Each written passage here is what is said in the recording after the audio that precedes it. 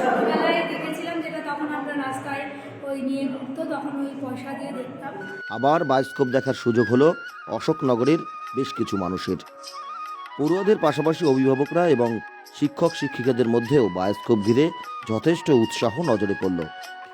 অশোকনগরের অহর্নিশ গ্রন্থাগার এবং উত্তরপাড়া জীবন স্মৃতির যৌথ উদ্যোগে এই বায়োস্কোপের প্রদর্শনী করা হলো অশোকনগর আদর্শ বালিকা বিদ্যালয়ে। 45-40 বছর পরে দেখলাম, তো এসব আর দেখা যায় না। সত্যি খুব ভালো, খুব ভালো ভালো লাগলো দেখে। না, অনেকদিন পরে সেই পুরনো আমরা দেখেছি। এখানে বায়োস্কোপ আনা হয়েছে প্রথমবার স্কুলে, যেটা কোনোবারই আমরা কোনোদিনই দেখিনি। ছোটবেলা থেকে শুধু শুনে এসেছি বয়স্ক দাদু ঠাম্মাদের কাছ থেকে, এই প্রথমবার নিজের চোখে দেখলাম।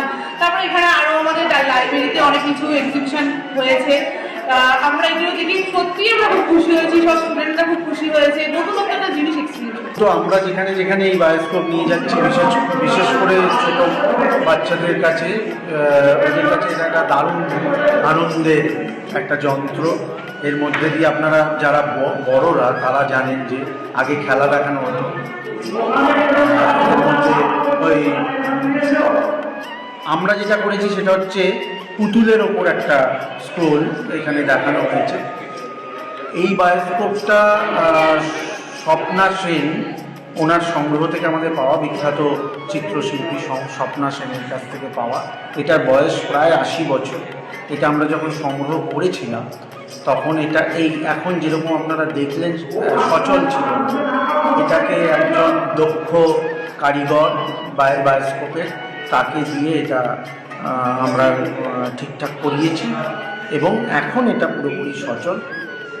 কারণ এটা একটা সময়ের ইতিহাস বহন করছে, যখন আমাদের এত এন্টারটেনমেন্টের জিনিসপত্র আমাদের চারপাশে ছিল না। সারাক্ষণ বাচ্চারা ওই মোবাইল ট্যাব নিয়ে এখন বসে খেলা করে।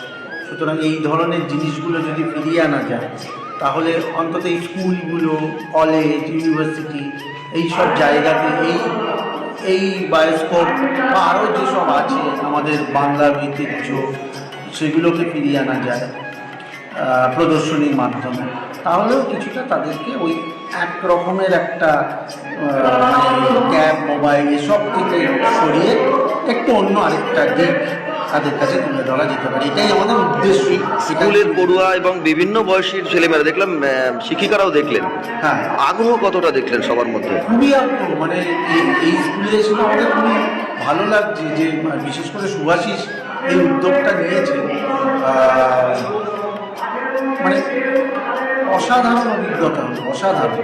মানে এরকম লাইন দিয়ে সবাই দেখছে এবং অনেক অভিভাবকরাও এসেছে দেখতে।